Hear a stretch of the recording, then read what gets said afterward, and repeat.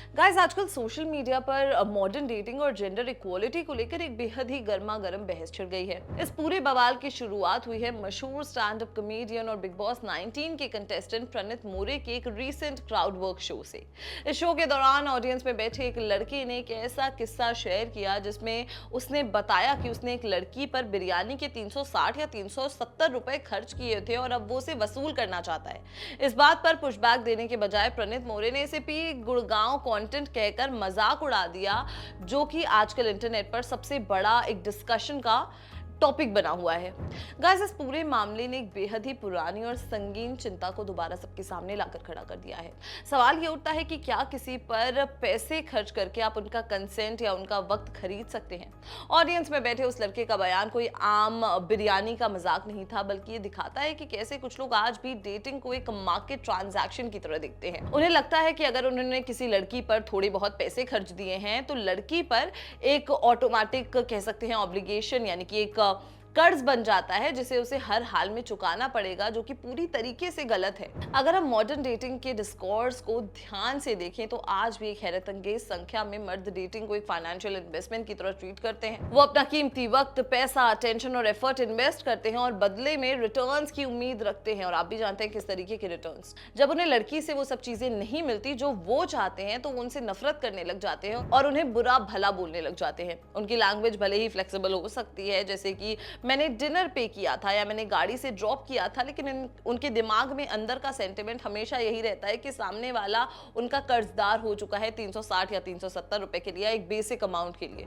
फिर अब सवाल ये आता है कि आखिर डेटिंग में मर्दों के ही पे करने का ये कस्टम शुरू कहां से हुआ। अगर हम मानव इतिहास को उठाकर देखें तो पुराने जमाने में शादी और रिलेशनशिप्स कोई रोमांटिक अफेयर नहीं होते थे, बल्कि ये दो परिवारों के बीच एक इकोनॉमिक अरेंजमेंट होता था। पुराने समय में महिलाओं के पास एजुकेशन, एम्प्लॉयमेंट और फाइनेंशियल इंडिपेंडेंस के रिसोर्सेज बेहद लिमिटेड होते थे, जिस वजह से वो पूरी तरीके से मर्दों पर निर्भर थी। एंड इसी वजह से एक बहुत ही अनइक्वल पावर डायनामिक्स पैदा हो गए, जो आज के इस मॉडर्न समय में भी किसी ना किसी रूप में बचा हुआ दिखता है।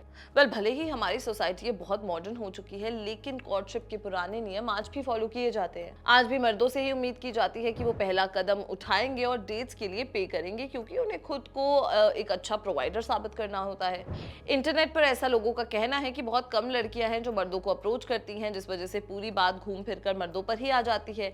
कुछ मर्द तो इसे कॉमन कर्टेसी या शिवलरी समझकर इज्जत से बिल पे कर देते हैं, लेकिन कुछ ऐसे भी हैं जो इसे एक कीमत समझते हैं जिसे चुकाकर उन्हें लड़की से अपना मतलब निकालना होता है। इस पूरे मामले पर एक बेहद ही इंटरेस्टिंग रिसर्च भी सामने आई है जो साल 2011 में पब्लिश हुई थी, जिसका नाम था यू ओ मी।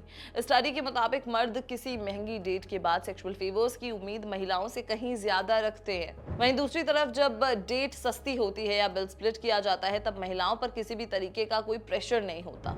इससे ये साफ पता चलता है कि भले ही लड़कियां किसी भी महंगे डिनर को सेक्स के साथ लिंक नहीं करती हैं, लेकिन फिर भी उनके ऊपर मेल एक्सपेक्टेशंस को पूरा करने का एक अनजाना प्रेशर हमेशा बना रहता है। प्रणीत मोरे के उस फैन ने जिस बेशर्मी से अपने पैसे वर्थ ना होने की बात की थी, वो दिखाता है कि वो एक इंसान से इंटरैक्शन को एक बैड परचेज की तरह देख रहा था। ये एक ऐसी गंदी सोच है जिसका सामना महिलाओं को अक्सर करना पड़ता है, जहां एक 360 रुपए की बिरयानी की प्लेट को महिला के शरीर के साथ तोला जाता है। इस बात की गंभीरता और स्टूपिडिटी को समझ ही नहीं पाई। गाइस सच तो यह है कि कंसेंट को किसी बिरयानी, बुके या बेसिक डिसेंसी से खरीदा नहीं जा सकता और बिना फ्री विल के दिया गया कंसेंट सिर्फ एक ट्रांजैक्शन होता है, एक मजबूरी होती है।